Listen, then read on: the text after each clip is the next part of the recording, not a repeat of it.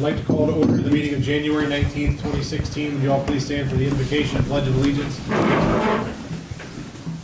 Lord, we acknowledge your presence among us tonight, and we pray for your guidance during this meeting.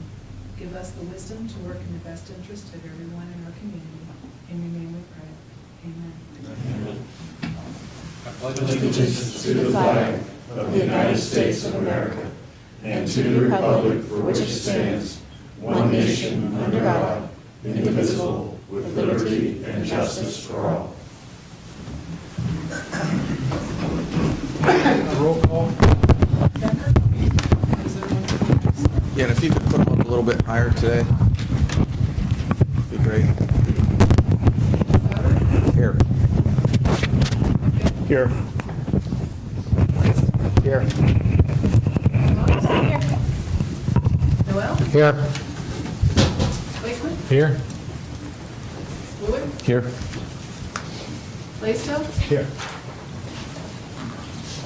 You all received the meeting minutes from January 5th. Any comments on those? If not, they'll stand as presented. Deanne wanted to make an announcement. Okay. Mary Louise Dickon is now no longer able to cover zoning board or to serve as my backup for city meetings because of the changes to PDRS.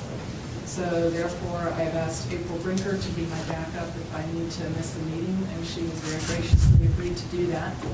Planning Commission already appointed her as Assistant Secretary, so if I need to miss a Planning Commission meeting, she can just jump right in. She did agree to be the Secretary for Zoning Boards. I'm going to ask them to appoint her as Zoning Board Secretary at their meeting on Thursday, and me as her Assistant for Zoning Board. So I would suggest if she does need to cover a council meeting for me, that at that meeting, you would make a motion at that meeting to appoint her as acting clerk of council for the time period that I'm unable to be there. And she's here tonight to watch me and observe me so that she would know how to fill in if she needs to do so. Welcome, April. We need to make a motion to make that appointment. I don't think that would be appropriate because the charter doesn't call for an assistant clerk of council. I would say Mr. Blaisdell would be appropriate just at that meeting if she needs to fill in and make a motion we've at always that done in the time. past. Okay, all right. Sure, that'll work. You've received the Planning Commission meeting minutes of January 12th, 2016. Any comments on those? If not, is there anyone desiring to speak to council this evening?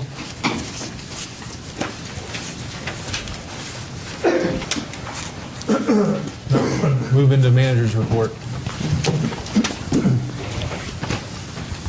Graph Electric is doing really well on installing the LED lights. I don't know if you've taken a look at them, but they think they look really nice. We delivered everything to the EPA in order to complete the review for the new water plant, so hopefully we hear back. No news is good news at this point, so they have not asked for any further clarifications. I did talk to Pat Tingle for Columbiana Foundation regarding our grant application for the quiet zone. She asked for a few things, and I clarified them, and so we should be good to go for that. I did speak to Federal Railroad Administration crossing manager regarding the letter of intent that we were considering on sending or filing, and you asked me to ask what our commitment may be, and he thought it would be a review fee of around $5,000. So we've got our answer, but we are not committed to do the project. So we are committed to something around $5,000, but not to do the project. So that would be the preliminary engineering that we talked about? No, well, yeah, kind of. It would be, we would file it, and then they would tell us what we're going to need to do the project. But in order to do that, for them to review everything that we've given them, and for them to come back with some comments on our initial idea, that's going to cost $5,000. Now, if we need to, further engineer it, they'll have that cost for us at that time. So, Does the council have to act on that, spending that money? Or? no, it would, if you guys want to have a good discussion tonight about filing the letter of intent, we would be committed to the fee of around $5,000. And then they have 60 days to respond, each individual. And when they did, they may say, this is what we believe that you need at each crossing. This is how much it would cost. Do you want us to proceed? But at this point, we don't have funding, set up. But Okay. the Lance, next step would be the letter of intent. You, in your letter to us, you made a comment about quiet zones, and his comment was they should be named reduced sound zones. Yes. If you could restate that again, just so that, it's apparent to people that just because they call it a quiet zone, it doesn't mean there will never be horns. There will be horns when needed. Yeah, this was a Federal Railroad Administration crossing manager, not for our zone. Our zone, she was on vacation. But as Dick mentioned, they should be really kind of, in a sense, called reduced sound zones, because there are communities that put the quiet zones in that have been disappointed that there's been horns blowing after they've done that. But the engineers have the full capability to hit that horn if necessary, if they feel anything, if it's just a gut feeling, or if they see any animals, or something doesn't feel right. If they see any workers, they are allowed to go ahead and sound that horn. So it will, in effect, we would still have potential train horns blowing, often.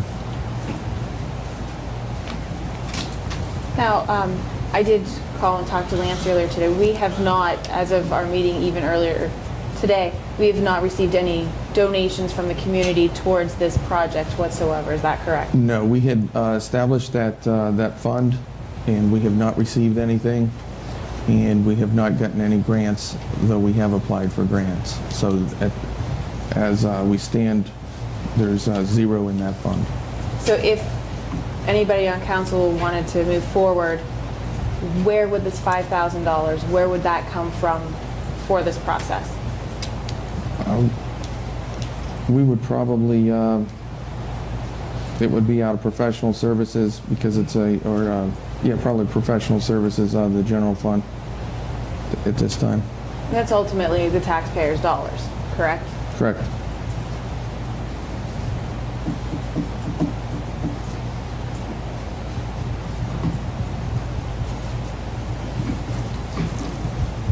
Anything else on that? So if you want to think about it, you have your answer on that, and that's what the commitment would be. I don't think we need action on that tonight, do it? I mean, there's no urgency, there's nothing pressing on it. No. Because I do think that we need to have a little more discussion on this Okay. at a later date. Okay. So we are in the latest stages of the GIS development website. We do have some beta testers out there, and we've gotten a little bit of feedback, and it seems to be good. So we should be going live with that probably in the next week or so. Mike and I will be bringing the superintendents next week to go over the budget in the department's short-term and long-term plans. And let's see, I did have a note in here that the mayor shall appoint 5 electors of the municipality as members of a charter review commission. That is on the agenda tonight. Park and Cemetery, they're performing winter maintenance, taking down Joy Christmas displays at the pavilions. We're still having pavilion rentals.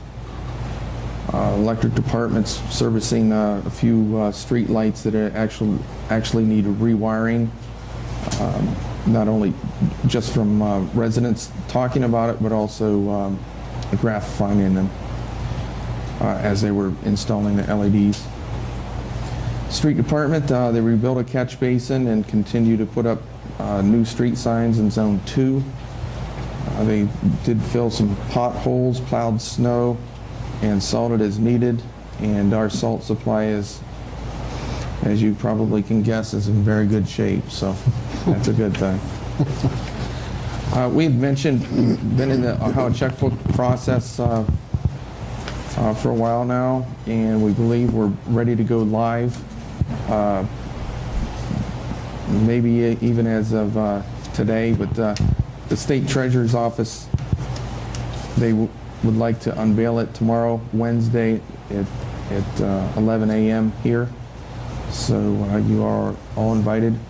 And with that, I will throw it over to Mike, because I think that's all he did today was work on this. So. Well, that wasn't the only thing. No. I spent a good part of the day emails, phone calls with the treasurer's office, and they will be here tomorrow. Council has been invited. Anybody else that would like to come, you certainly can. They will go live tomorrow. It'll be, as you can get on the web page and look at any of the expenditures for the city for the last 5 years, 2011 through 2015. It's even up. It's pretty up to date through the end of December. So we're looking forward to that. There's probably going to be a press release on it, and it's pretty neat. It's really a good website. It's easy to use. You can search so many different ways, dollar amounts, funds. You can pull up a check. It's pretty amazing. So it'll be a good presentation, I think. Does this get updated monthly? It depends. They said you could update it as often as you want, or as annually. But I feel we'd probably do it monthly. It's just a matter of downloading a file, or uploading it actually, uploading the file to the site, and they do the rest of the work as far as splitting out where the money's being spent. It was pretty painless once we got all the information to them, but that's what took a little while. But yeah, it can be done monthly. They said however you feel like you want to update it. It breaks out everything, even clear down to paper clips and staple, how much you can go in and have the budget broken down of every dollar spent, where it's going. That's cool. That is really neat. And thank you, Mike, for all that hard work.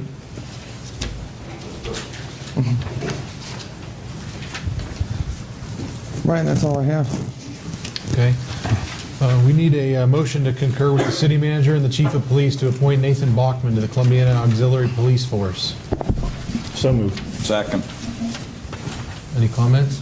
Yeah, just Nathan's here with us tonight, and I always like to take an opportunity when I get Officer Kloss here. The auxiliary, as you know, does a lot of work for our city. It's all volunteer. These are citizen volunteers in the purest sense. They go out here and donate a lot of time every month to make all the special events, especially in town, run. And without them, we just don't get it done. So thanks to Kevin and your group. Nathan's with us tonight. He's a student at Kent State University.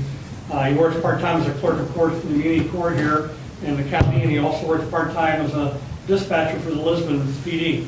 He has an interest in career choices among law enforcement fields, and he comes to us very well recommended by both court staff and the probation department. He has contact with, so we're glad to have somebody like him being interested to join us and do the work that needs to be done out here. We always are looking for good people, so if you know those kinds of folks that have that interest and want to do that work, send them to us and we'll consider them. But we have Nathan here with us tonight to be sworn. I present him to you without reservation. I'd like to put him to work. Any comments? Can I have roll call? Sauter? Yes. Yes. Liston? Yes. Fox? Yes. Noel? Yes. Nathan, would you step forward? Raise your right hand. You solemnly swear that you will support the Constitution of the United States, the Constitution of the State of Ohio, and the Charter and ordinances of the City of Columbiana, Ohio, and that you will faithfully discharge your duties as a reserve police officer auxiliary unit, the office to which you have been appointed? If so, say I do. I do. Thank you. Thank you. Thank you. Thank you.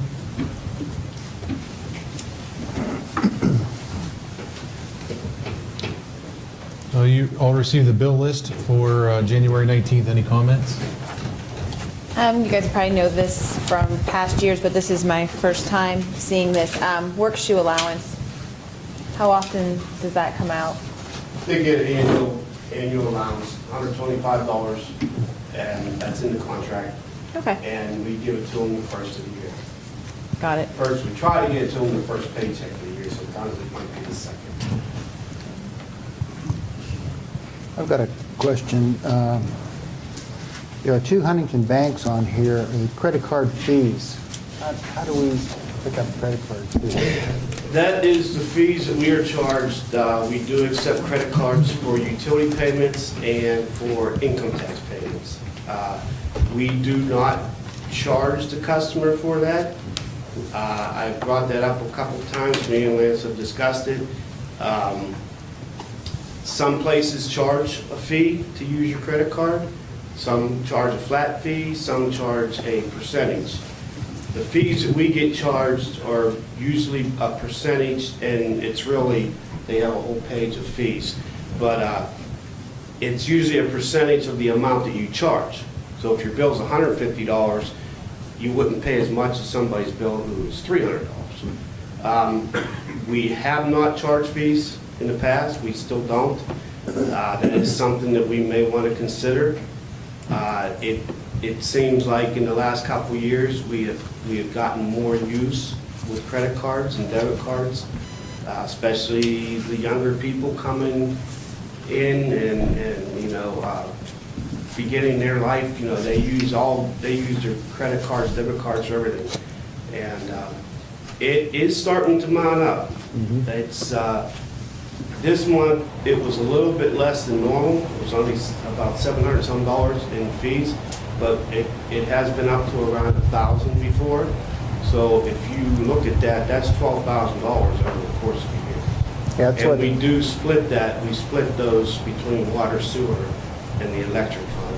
Of course, the income tax fund, not as many people use the income tax to pay their taxes with a credit card, but some do. And that gets all charged with the income tax. yeah, this month it's over $1,000. Yeah. It'll run that high. And again, it all depends on how much is charged, the dollar amounts that are charged.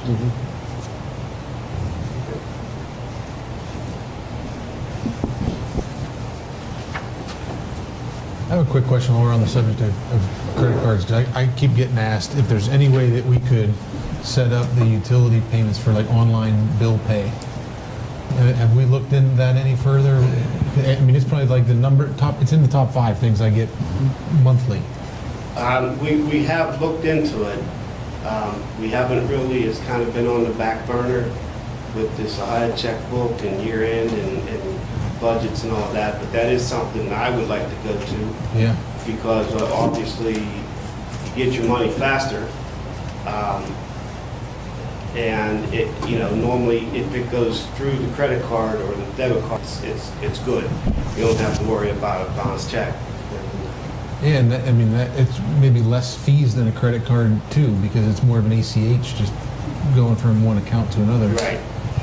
And there's actually, Comcast actually pays their bill that way. They do an ACH every month, and they have quite a few different accounts with us. And that's how they do it. And it just goes right to our bank account. Yeah, I think that's how, if we set up online bill pay, anyone in the city for their utility bill or it could do the same thing. Right. I get a lot with people this time of year that have a second home and they'll travel Right. out and they want to pay, but they got to remember to mail the thing. Yeah, we have talked about that, and that was actually one of my goals in my review. And so it's not dead, obviously, and I would like to get that going, but it's just, it's kind of on the back burner right now.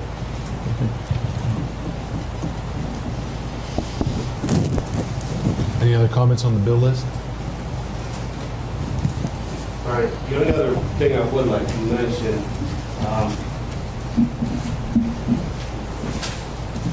I just wanted to mention the carryover balance in the general fund this year.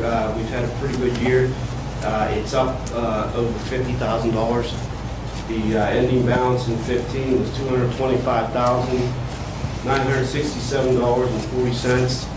And at the same time, in the end of 2014, it was $175,371.41. So it actually increased by about $50,000 this year. Great. It's a boost.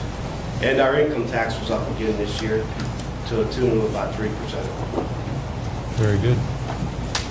It looked like all the fees from all the business activity and for the permitting fees was way up too. Yeah, and that's you just never know, if you're going to have a good building year or not. Yep.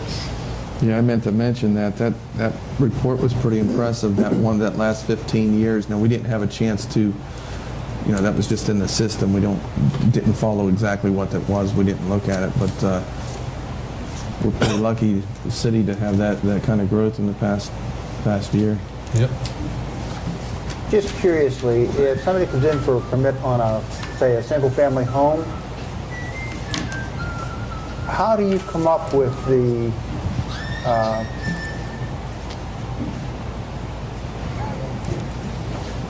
how do you come up with the cost of the house, for example? Do they give that to you? Normally, and Lance may Yeah. know better than me, because I really don't deal with that. August Cerrone, he deals with that when someone comes in for a permit. But Yeah, they give us the estimate on the construction cost, and it's a strict percentage of that, not only for the residential, but also commercial. Okay, so that's just, we take their word. They come in, we take their word, and it's... Well, they have the contractors all listed out and the estimates there that they've been provided. A lot of the builders have a sheet that they've got to bring in, and every contractor and subcontractor or major contractor are listed on that with all their fees. So. I think I put an addition on my house 8 years ago or something like that, and I had to bring in the estimate from the contractor who was doing the work that showed the total expenses and everything that he was predicting.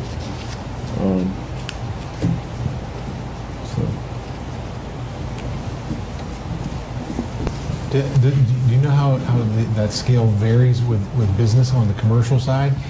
Because I can't think off the top of my head. I just know it's a... It looked like that one permit was like $35,000. Yeah, on the commercial side, see, you have the permit includes all your necessary water meters, and sometimes they're The taps. and all yeah, that. two-stage. You've got taps, and then you've got the commercial grade electric meters that have different capabilities than the regular residential. So Okay. they are, but we just, for the water meters and electric meters, we just pass that cost on pretty much to them. We don't, mark them up. So. And did you say it was this last year was the best year in 15 years? Yeah, that's what it's pretty impressive. Yeah, and last year wasn't too bad either. 1.2 million for commercial permits, and this year it was 6.9 in the cost of the development. Fantastic.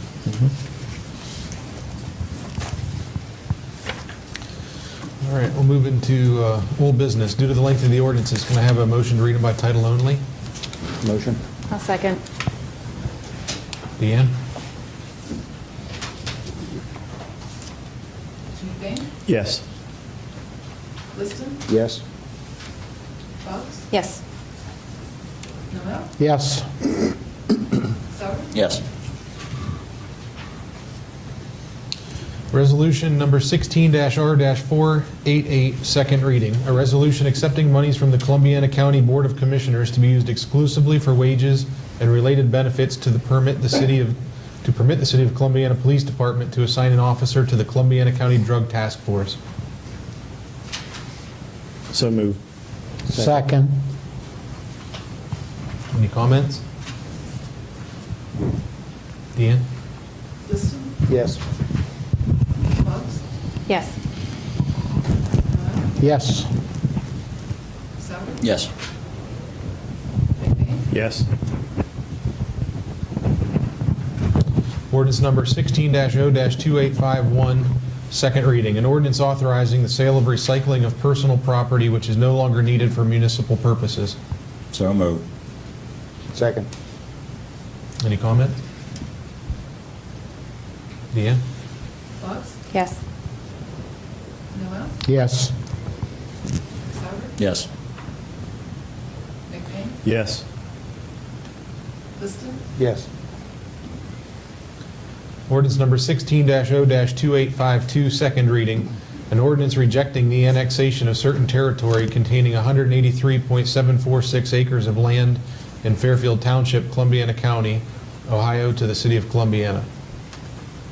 So moved. Second. Any comment? Deanne? Noel, Yes. Souter, Yes. McBain, Yes. Liston, Yes. Boggs, Yes. Under new business, I need a motion to concur with my appointments to the Charter Review Commission, which would be David Barbie, Attorney David Barbie, Attorney Rich Hira, Attorney Connie Witt, Monica Robb, and Nicole Ice. I'll make that motion. Second. Any comments? This is a temporary board that meets for the Every 5 period. years. Every 5 years for the period. And how long do they have to? They have six months to complete their work. Okay. Mayor, did you read off those same names? It seemed like one of them was... One of them changed. Okay. Attorney Amanda Banner, Yeah. I changed to Attorney Connie Witt. Conway. Okay, thank you. She had some scheduling conflicts, and she would Okay. do it, but it was not at the top of her priority list. Oh, Connie would be good. Deanne? Souter, Yes. McBain, Yes. Liston, Yes. Boggs, Yes. Noel, Yes.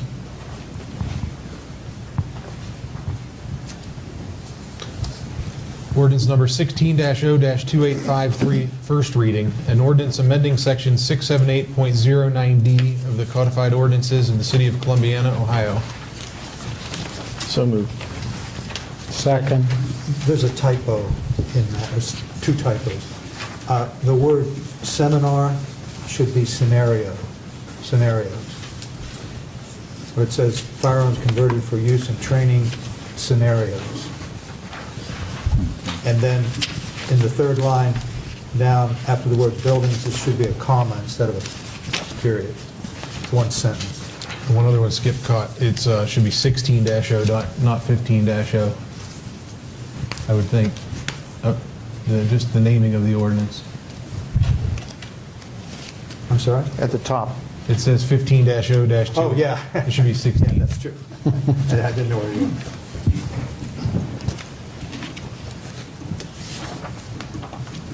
Any discussion on this? The ordinance, as read before, was no firearms at all discharged in the city. Is that right? Yeah, and this is intended to accommodate a potential business going into town. And the chief and I have had extensive discussion about this. And this, actually, it's a good thing this came up because the way the ordinance was previously written, it permitted the discharge of certain types of items like BB guns and what have you and other things in residential dwellings, as if the chief is going to know who's discharging a weapon in a residence. So that should have been changed anyway. So we're dealing only with commercial buildings, and this has to be pre-approved by the chief. So this is a very limited exception to the rule. Yeah. And while it was brought up by one particular business that was pushing to come into town, this would not be restricted just to that one business. It would, That's anybody true. who wishes to set up a firing range would now be allowed to based on But without this change, he wouldn't have been Right. able to initiate the business. And it also is only for firearms that have been converted for training Right. in simuation rounds, not live rounds. Right.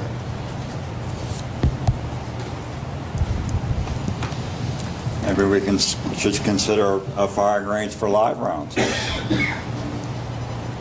I mean, I'm not opposed to that. I mean, there used to be one in the basement here. I'm not opposed to it. I'd actually like to see it happen. I wouldn't have any objection to it. I think that it would have to be, I think I'd like to have Planning Commission look at it though and consider where we would allow such things to occur. But I don't think we want them just anywhere in town. No. It's also kind of surprised me that when I was looking online, there doesn't seem to be anything in the state building code that regulates what needs to be there for a firing range. So it's kind of like, can you put it in any building? Is there a specific way the building has to be built? That kind of disturbed me a little bit, but I also know, I think there are also guidelines from NRA on how that sort of stuff is supposed to be done. But I think it's something that we ought to ask the Planning Commission to consider and go forward from there.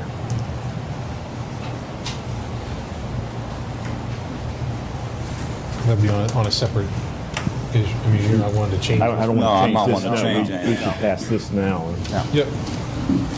Any other comments or discussion? At what point can we ask questions? Now? No? Yeah. Not good. This is mostly for my own information. I'm curious why you're not doing any kind of gun sales with the internet. We don't state your name and address. Sure. My name is Jacob Kellner. 321 Industrial Drive is my current address. The business in question that we're selling guns is 325 Industrial Drive, Kellner Range and Supply.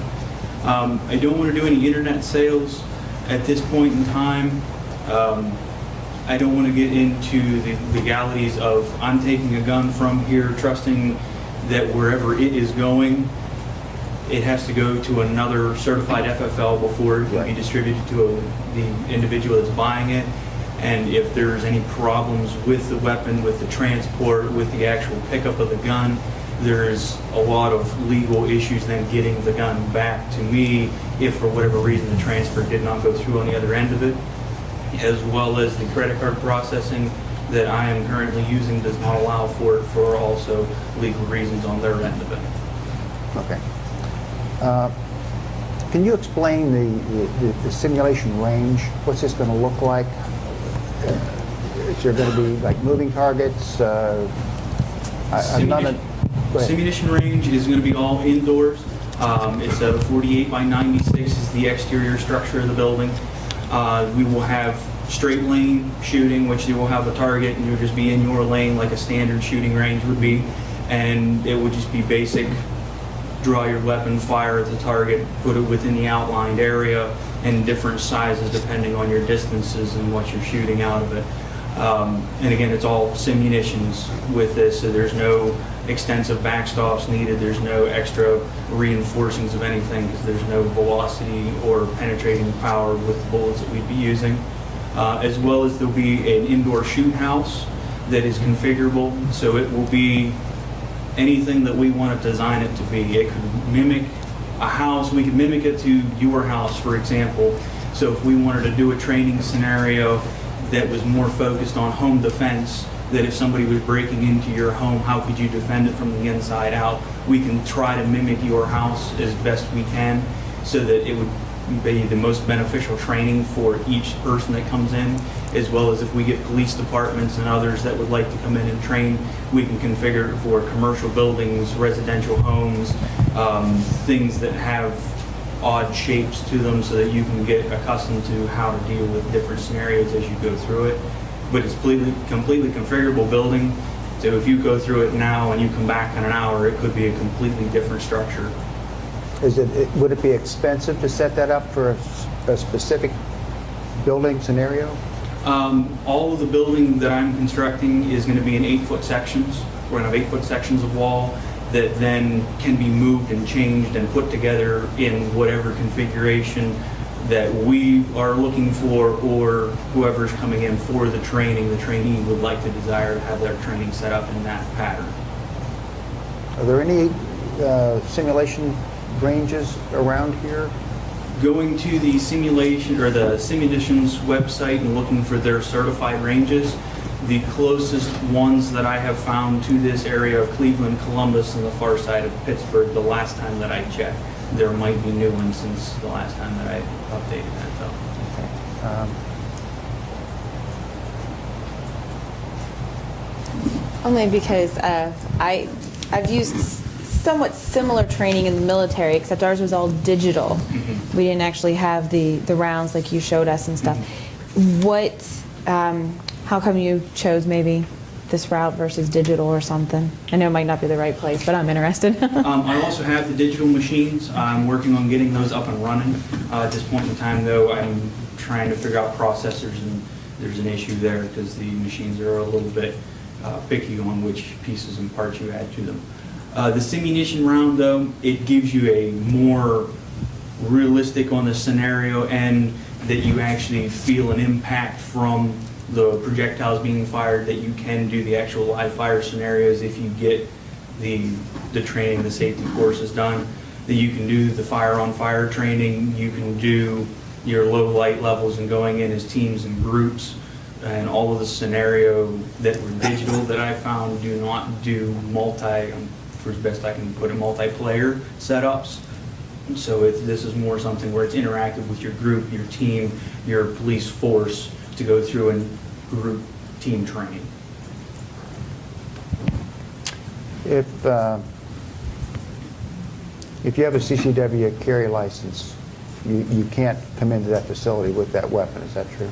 That is true. When you enter into the facility and are there for a training purpose, you will be asked to empty your pockets out completely. Anything that could be potentially used as any type of harmful weapon has to be removed from your person. When you are in the scenario, it has been documented in other cases that your stress level can rise, especially if you are doing a fire-on-fire scenario, that you will use whatever that you can get your hands on as a weapon to defend yourself, because your body is in that scenario that thinks that you were actually in a firefight. So if you have no weapons, there is no chance of said danger. And in that nature also, not only in your fire-on-fire scenarios are there just weapons being discharged, but there are some that are paint-edged knives or simulated knives, so that it's not necessarily all shooting going on within the hothouse scenarios. It could be knives or just people that are hiding that are not targets. They're friendlies that need to be taken care of and removed from the hostile scenario. When do you think you'll be up and operational? Best estimate at this point in time, by the time I get the hothouse built and everything in place, I'm looking at least 2 months. I'm done. Thank you.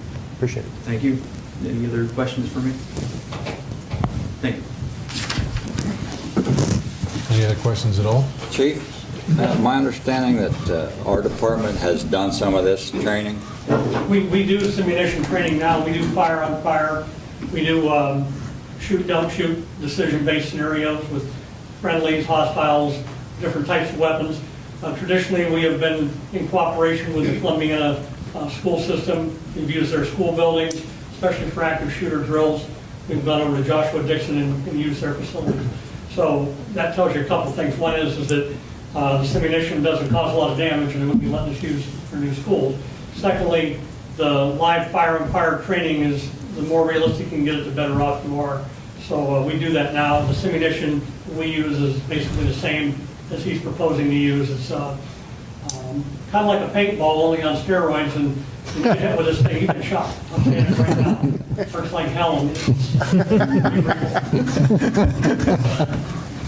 if anybody that's attended council tonight would like to see one of the rounds, I do have a couple with me that they're more than welcome to look at and look over. Anyone want to stand in front of one? that's the bad guy. That guy's a bad guy, and he didn't fare well. Every team got him about 18 tops. Oh. Short straw. We don't want to do that. If there are no other comments, have roll call. McBain? Yes. Liston? Yes. Boggs? Yes. Noel? Yes. Sauer? Yes. Very good. Any council comments? If not, need a motion to adjourn. So moved. Second.